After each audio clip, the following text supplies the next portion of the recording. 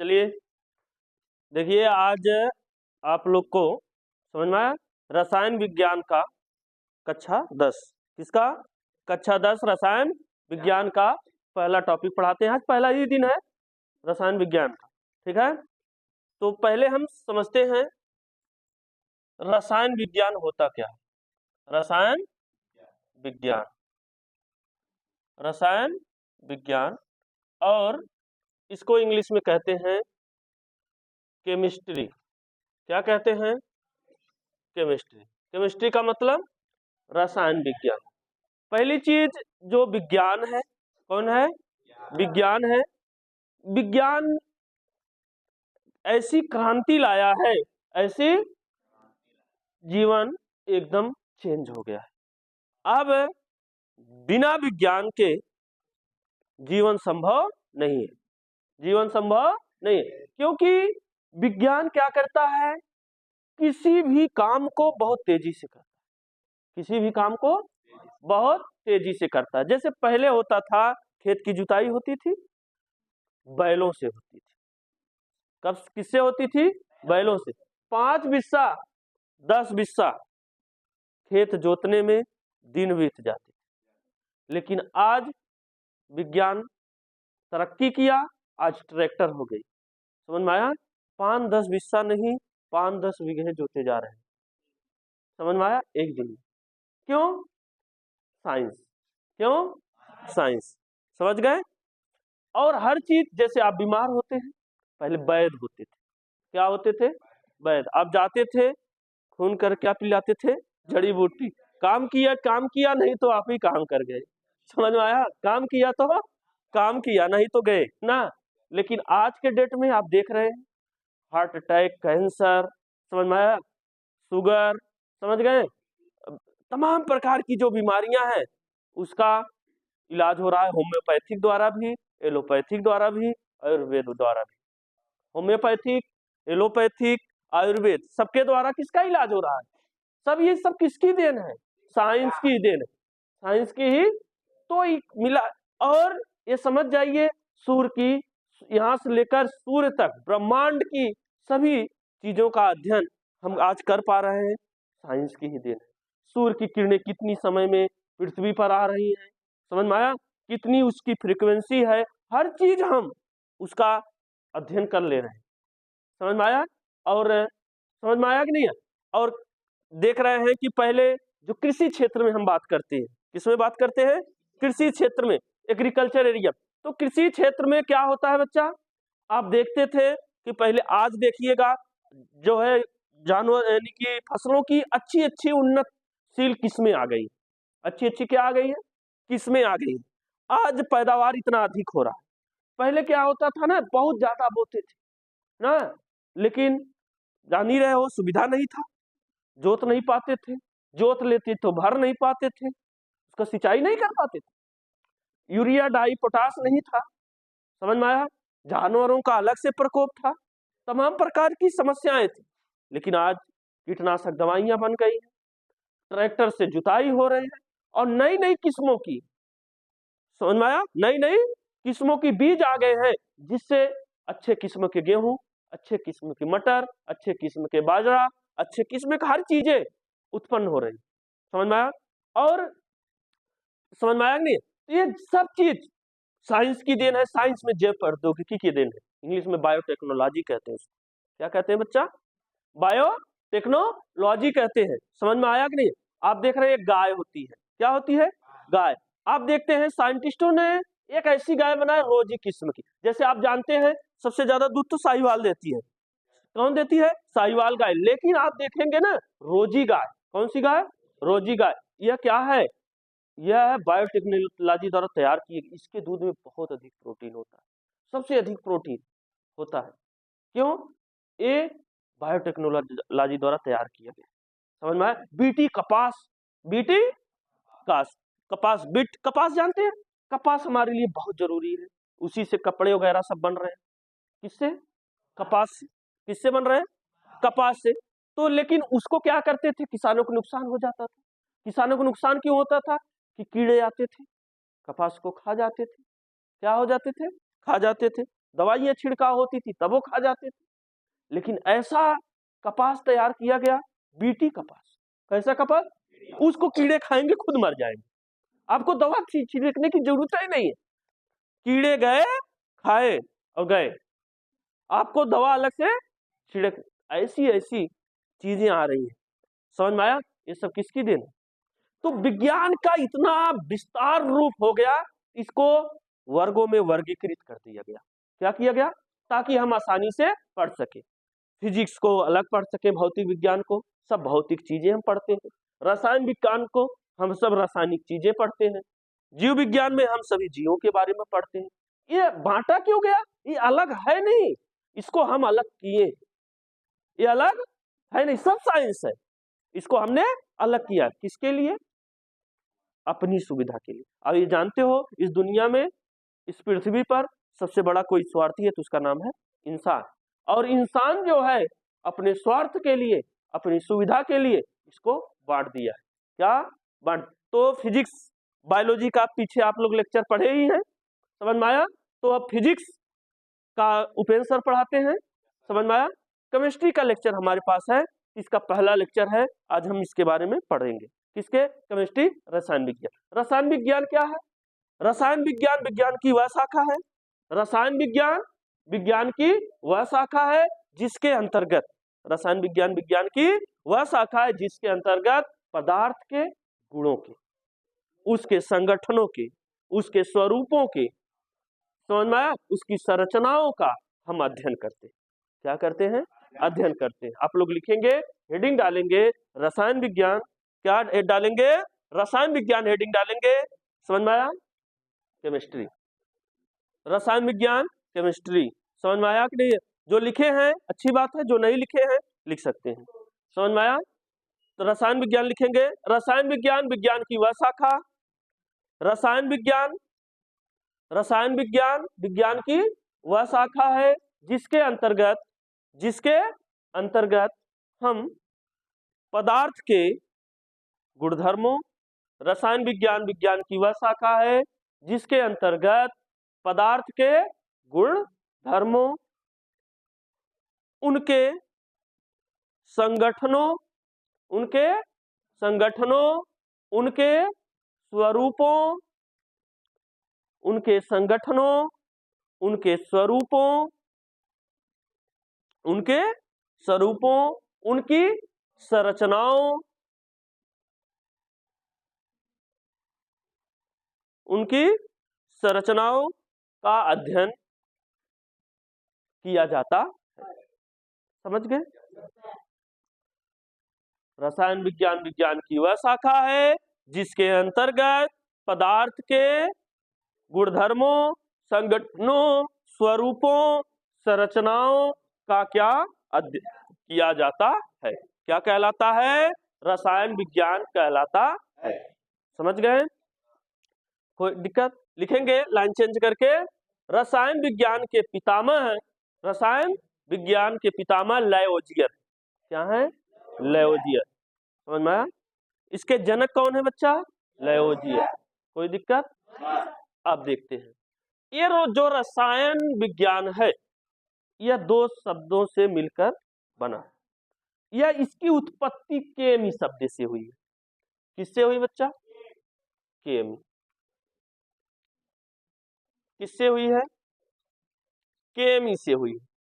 केमी, समझ में आया? केम का मतलब जानते हो क्या होता है? केम का मतलब होता है काली मिट्टी। केम का मतलब क्या होता है? काली मिट्टी। इसी केमी शब्द से रसायन विज्ञान की क्या हुई है? उत्पत्ति। जैसे यूनान के लोग थे, कहाँ के थे? यूनान। वहां की जो यूनान के वासी हैं, वहां पर काली मिट्टी से, किससे? काली मिट्टी से छोटे छोटे रसायन बनाते थे। पहले जैसे साबुन बनता था, क्या होता था? चर्बी होता था। क्या होता था? चर्बी होता था। राख होती थी, क्या होती थी? कोयले की राख होती थी, चर्बी होता था, उससे मिलाकर साबुन बना लिया जाता था। पहले छोटी छोटी चीजें बनी, चाक बनता था, दुधी पहले इसको कहा जाता था, ये बनती थी। ये सब चीजें पहले बनती थी, और ये सब बनाते कौन थे? यूनान। कौन? यूनान के लोग। तो ये यूनान के लोग इसको केमी बोलते थे। क्या बोलते थे? केमी से बना केमिकल। केम से क्या बना बच्चा? केमिकल। केमिकल का मतलब क्या होता है? रसायन। केमिकल का मतलब रसायन। और केमिकल का अध्ययन जिसमें करते हैं उसका नाम हो गया केमिस्ट्री। केमिस्ट्री। तो केमिस्ट्री यानी कि केमिस्ट्री की उत्पत्ति किस शब्द से हुई? केमी से। केमी कैसी भाषा का शब्द है? लैटिन भाषा का। उसे यूनानी भाषा भी कह सकते हो। किस भाषा की शब्द है?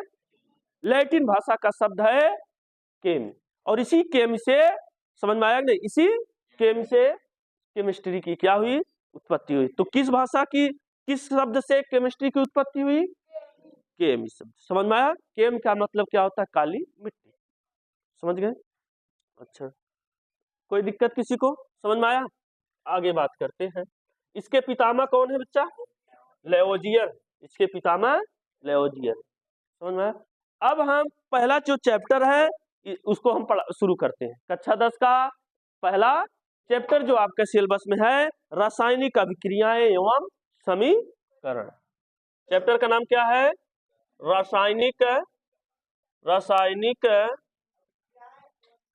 रासायनिक अभिक्रियाएं अभिक्रियाएं एवं समीकरण।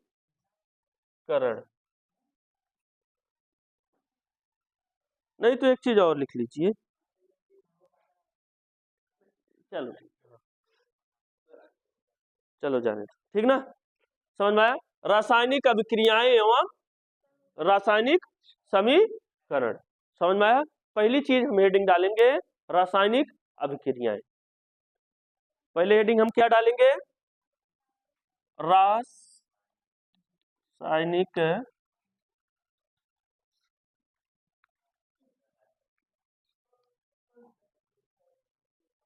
रासायनिक अभिक्रिया, केमिकल रिएक्शन। केमिकल रिएक्शन, रासायनिक अभिक्रिया। रासायनिक अभिक्रिया किसे कहते हैं? लिखिएगा। ऐसी अभिक्रिया, ऐसी अभिक्रिया, ऐसी अभिक्रिया हो गया जिसमें ऐसी अभिक्रिया जिसमें पदार्थ के गुणों के साथ साथ, ऐसी अभिक्रिया जिसमें पदार्थ के गुणों के साथ साथ उसके भार में भी परिवर्तन होता है, रासायनिक अभिक्रिया कहलाता है। क्या कहलाता है? अभिक्रिया। समझ में आया? रासायनिक अभिक्रिया किसे कहते हैं? रासायनिक अभिक्रिया किसे कहते हैं? ऐसी अभिक्रिया जिसमें पदार्थ के गुणों के साथ साथ उसके भार में भी क्या होता है? परिवर्तन होता है। क्या कहलाता है? रासायनिक अभिक्रिया कहलाता है। समझ में आया? जैसे आपका हो गया, जैसे आपका हो गया आपका, जैसे आपका हो गया मैग्नीशियम, कौन हुआ? Plus oxygen. कौन? ये मिलकर बनाते क्या है? Magnesium oxide. क्या बनाते हैं? 2MgO। तो यहाँ पर संतुलित करने के लिए हम 2 लगा देंगे। संतुलित करने के लिए हम क्या लगा देंगे? 2। तो ये क्या हो गया? एक ऐसी अभिक्रिया है मैग्नीशियम ऑक्साइड। मैग्नीशियम था और ऑक्सीजन था, ये दोनों अभिक्रिया किए और क्या बनाए? मैग्नीशियम ऑक्साइड बनाए। एक नया पदार्थ बना, इसके गुण में परिवर्तन हुआ और इसके अवस्था में भी क्या होगा? परिवर्तन। इसके भार में भी परिवर्तन होगा। समझ में आया कि नहीं? तो ऐसी समझ में अभिक्रियाओं को हम लोग क्या कहते हैं? रासायनिक अभिक्रिया कहते हैं। कोई दिक्कत किसी को? हेडिंग हो गया। हेडिंग डालेंगे अभिकारक। हेडिंग क्या डालेंगे? अभिकारक। हेडिंग डालेंगे आप लोग अभिकारक। अभिकारक क्या होता है? हेडिंग डालेंगे अभिकारक।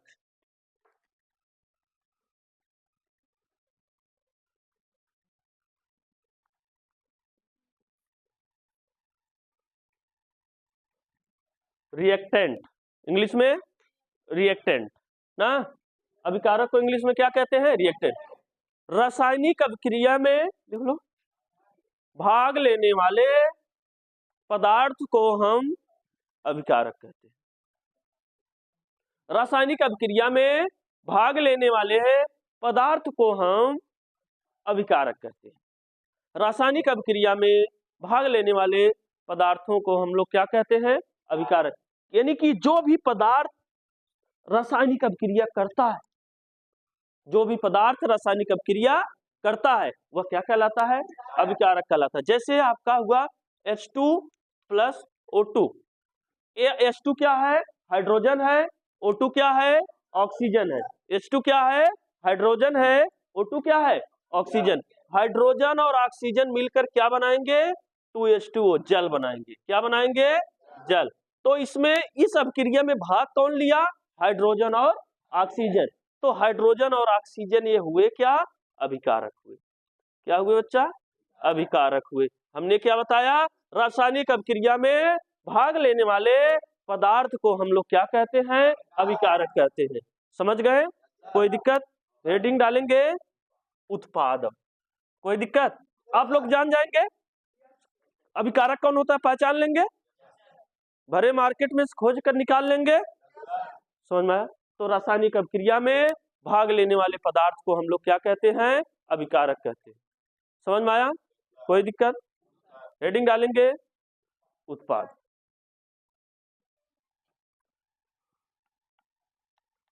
उत्पाद, उत्पाद का मतलब होता है प्रोडक्ट। और अभिकारक को इंग्लिश में क्या कहते हैं? रिएक्टेंट। और उत्पाद को प्रोडक्ट। उत्पाद क्या होता है? यानी कि अभी आपने बताया कि जो पदार्थ रासायनिक अभिक्रिया में भाग लेते हैं, जो पदार्थ रासायनिक अभिक्रिया में भाग लेते हैं उसे हम लोग अभिकारक कहते हैं, रिएक्टेंट कहते हैं। समझ में आया? समझ में आया कि नहीं? नहीं समझ पाए? उत्पाद में लिखिएगा रासायनिक अभिक्रिया के फलस्वरूप, रासायनिक अभिक्रिया के फलस्वरूप प्राप्त होने वाले पदार्थ को उत्पाद कहते हैं। रासायनिक अभिक्रिया के फलस्वरूप, रासायनिक अभिक्रिया के फलस्वरूप प्राप्त होने वाले पदार्थ को उत्पाद कहते हैं। जो पदार्थ रासायनिक अभिक्रिया में भाग लेते हैं उसे अभिकारक कहते हैं। और रासायनिक अभिक्रिया के फलस्वरूप जो पदार्थ प्राप्त होते हैं उसको हम उत्पाद। देखो इसमें ये भाग लिए थे, हाइड्रोजन और ऑक्सीजन क्या लिए थे? भाग लिए थे। ये क्या थे? अभिकारक थे। और इसमें प्राप्त क्या हुआ? ये भाग लेकर अभिक्रिया करके बनाए क्या? उत्पाद बनाए। और उत्पाद में क्या प्राप्त हुआ? जल। तो जल क्या हुआ? प्रोडक्ट हुआ, आपका उत्पाद हुआ। क्या हुआ? उत्पाद। जो रासायनिक अभिक्रिया में भाग लेते हैं उसको हम अभिकारक कहते हैं। और रासायनिक अभिक्रिया के फलस्वरूप जो प्राप्त होते हैं उनको हम क्या कहते हैं? उत्पाद कहते हैं। समझ में आया? अभिक्रिया क्या होती है? जब कोई पदार्थ अभिक्रिया करके, रासायनिक अभिक्रिया क्या होती है? जब कोई पदार्थ अभिक्रिया करके उसके गुण में क्या हो जाता है? परिवर्तन हो जाता है, उसके भार में परिवर्तन हो जाता है, तो उसे हम क्या कहते हैं? रासायनिक अभिक्रिया कहते हैं। कोई दिक्कत? अभिकारक समझ गए, उत्पाद समझ गए। समझ गए नहीं? कोई समस्या किसी को? हेडिंग डालेंगे आप लोग उत्प्रेरक।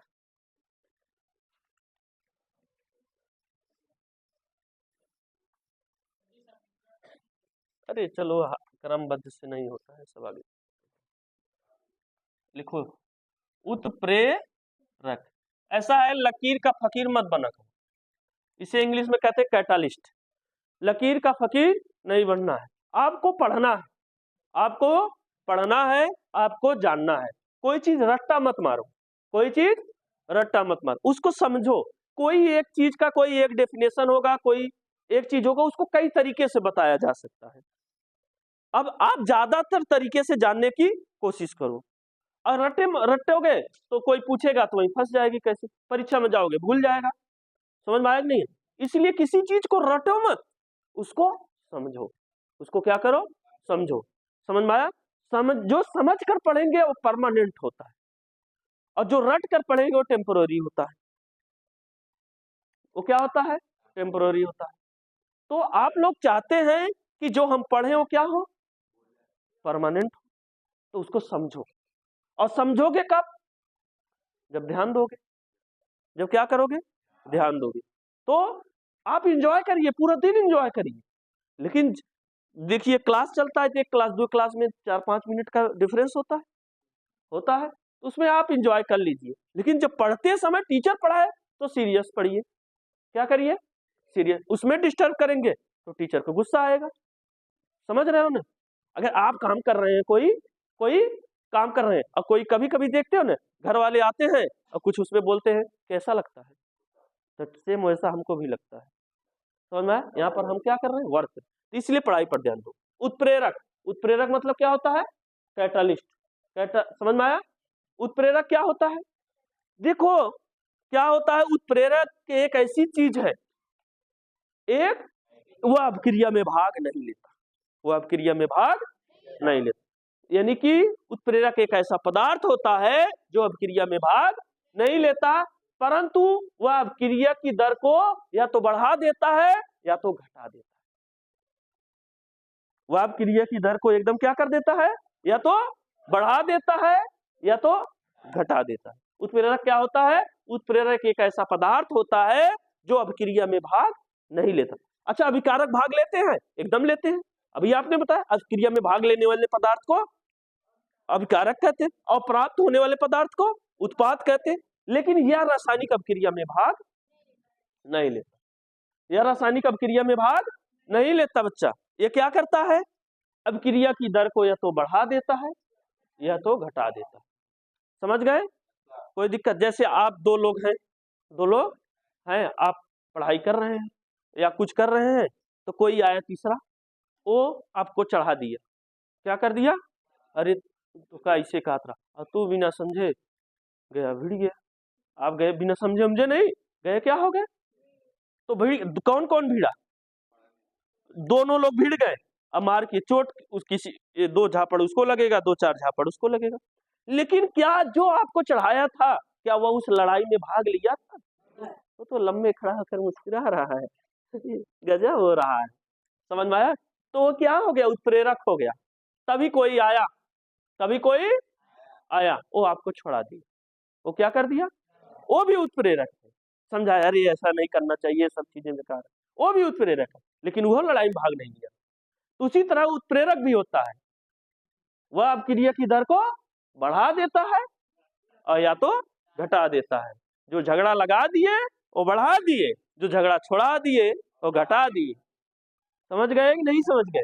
तो उत्प्रेरक क्या हो गए? समझ गए? तो अब उत्प्रेरक क्या होता है? उत्प्रेरक वह होता है जो अभिक्रिया की दर को बढ़ा दे या तो घटा दे। लिखिएगा, वह पदार्थ जो रासायनिक अभिक्रिया में भाग नहीं लेता, वह पदार्थ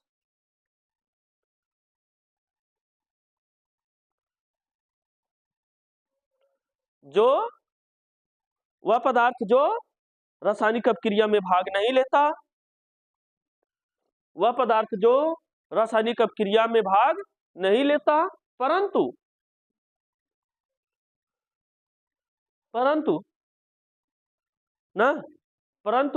अभिक्रिया की दर को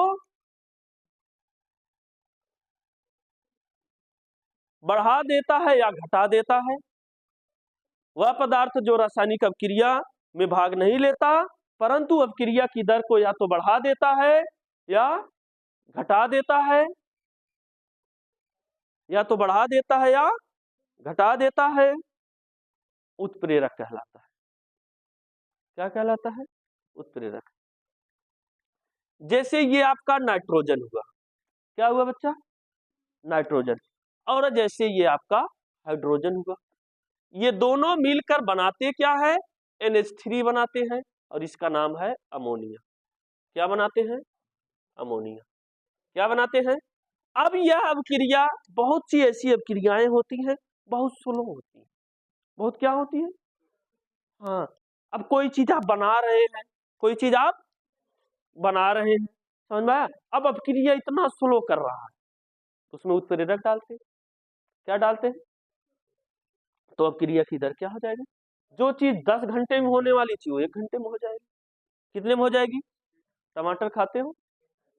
कितने लोग खाए हैं? सब खाते हैं। टमाटर जब ऐसे डालते हैं तो गलता नहीं, उन तनी नमक डाल, समझ में आया? प्याज के लिए भी तो वैसे क्या होता है, तो ये क्या है, नाइट्रोजन है, ये क्या बनाएगा, अमोनिया बनाएगा, क्या बनाएगा, इसको संतुलित करने के लिए यहाँ 2 लगा देते हैं, समझ में आया, और यहाँ पर 3 लगा देते हैं, संतुलित हो गया। इसमें आयरन होगा, आयरन मतलब लोहा, और कौन होगा, मॉलिब्डेनम होगा, आयरन होगा और कौन होगा बच्चा, मॉलिब्डेनम। तो आयरन और मॉलिब्डेनम इसमें किसका काम करेंगे, उत्प्रेरक का काम करेंगे, किसका काम करेंगे, किसका काम करेंगे, तो उत्प्रेरक, समझ में आया? तो यह उत्प्रेरक इसमें भाग लिया नहीं लिया, लेकिन यह क्या कर दिया, प्रभावित किया, यह क्या किया, अब जो अमोनिया धीरे धीरे बन रहा था, इसकी उपस्थिति में अमोनिया बहुत तेजी से बनेगा, बहुत तेजी से, जैसे आप खाना बनाते हैं, गैस बढ़ा दिए पकेगा, और बढ़ा दिए जल जाएगा, समझ में आया कि नहीं, और बढ़ा दिए जल जाए, कोई दिक्कत किसी को, छाप लीजिए। तो Fe यानी कि आयरन और मॉलिब्डेनम क्या है इसके, समझ में आया?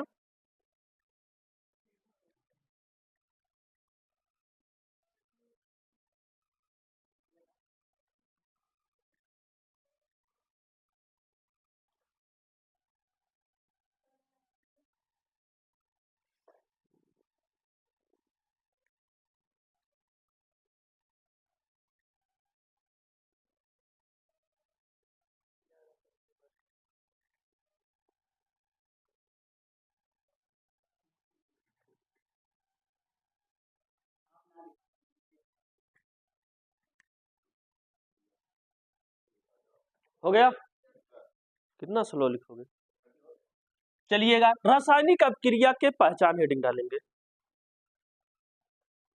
हम रासायनिक अपक्रिया को पहचानेंगे कैसे, ठीक ना,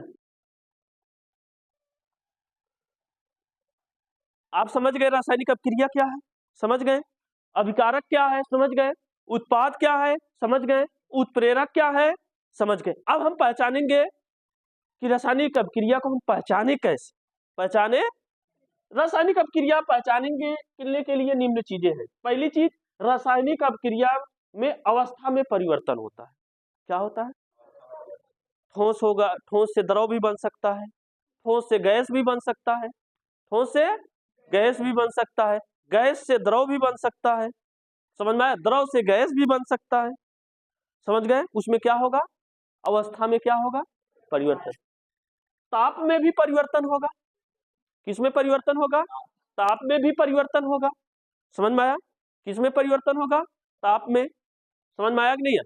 जैसे आप लोग जानते हैं चूना होता है, कैल्शियम ऑक्साइड, समझ में आया, CaO, कौन, इसको हम जल में मिलाएंगे, किसमें मिलाएंगे, तो क्या बनता है, CaOH, कैल्शियम हाइड्रोक्साइड बनता है, जो क्या होता है, बुझा हुआ चूना, क्या है, बुझा हुआ चूना है, समझ गए ना। आप देखते होंगे जब इसको डालते हैं पानी में ना, तो तुरंत तो बॉयल करने लगता है, उबलने लगता है, भाप निकलने, फिर उसको आप टच करेंगे तो गर्म हो जाता है, देखे हैं कभी, पहले आज तो घर से सब देख रहे हैं, व्हाइट सीमेंट लगता है, पुट्टी लगती है, पेंटिंग होती है, पहले चूना से पुताई होती थी, किससे पुताई होती थी, चूना से, तो उस चूने को जब पानी में डालते थे एकदम बॉयल करता था, तो देखेंगे उसके ताप में भी क्या हो गया, रासायनिक अपक्रिया है, और क्या होता है, उसके रंग में भी परिवर्तन हो जाता है, जब रासायनिक अपक्रिया होती है तो उसके रंग में भी परिवर्तन, अवस्था में परिवर्तन होता है, ताप में भी परिवर्तन होता है, रंग में भी परिवर्तन होता है, किसमें, रंग में, और रासायनिक अपक्रिया में गैस निकलती है, तो ये परिवर्तन है। अगर ये सब चीजें में से कोई चीज आपको दिखी तो आप समझ जाइएगा कि कैसी अपक्रिया है, रासायनिक अपक्रिया, समझ गए। तो रासायनिक अपक्रिया की पहचान क्या है, अवस्था में परिवर्तन, ताप में परिवर्तन, रंग में परिवर्तन, और गैस का निकलना ही रासायनिक अपक्रिया की क्या है, पहचान, समझ गए, छाप लीजिए। तो चलिए ठीक है, तो आज की क्लास के लिए इतना ही, समझ में आया, आप लोग पढ़िएगा अच्छे से और रिवीजन करके आइए, प्रतिदिन पढ़िए, अच्छे से पढ़िए, ठीक है, धन्यवाद।